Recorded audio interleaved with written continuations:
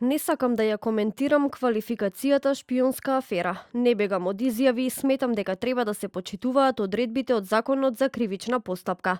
Вака председателката на државата Гордана Силјановска-Давкова, одговарајќи на новинарско прашање, ги искоментира сомнежите за шпионската афера, која ОЈО-ГОК ја истражува неколку месеци.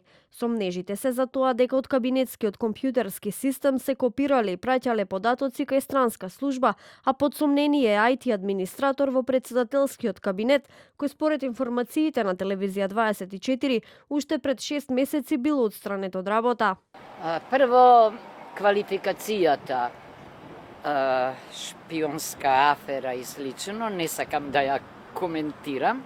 Јас никогаш не ги толкувам постапките на другите органи, ја почитувам поделбата на власта, но не можам да не кажам дека малку сум збунета со одговорите на новинарските прашања или со објавите кои доаѓаат токму од обвинителството за организиран криминал, во кои што се објаснува нивната комуникација со Министерството за внатрешни работи.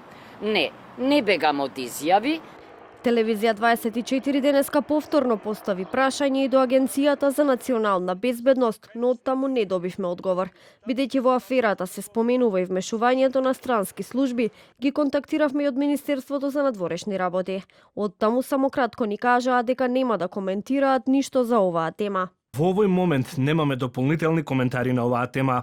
Поранешниот помошник министар за внатрешни работи Зоран Доревски во 24 анализа за аферата која ја тресе Вила Водно рече дека цела ситуација упатува на сериозен пропуст во контролните мерки и безбедносните механизми во институциите. Таков тип на настан е многу сериозен, бидејќи покажува сериозни институционални слабости, пред се во начинот на менаџирање со доверливата документација со класифицираните информации.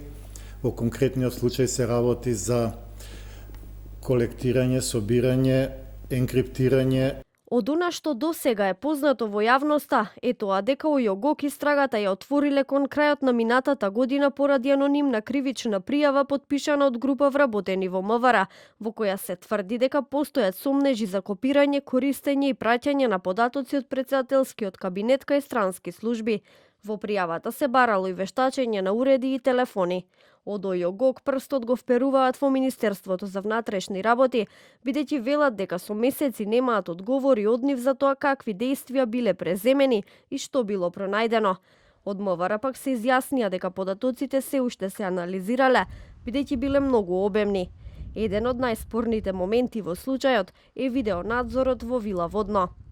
За шпионажата во председателскиот кабинет, премиерот Христијан Мицкоски обвини дека зад случајот стојат структури од минатото и лица кои ги нарече шпионски талок на општеството и глодари.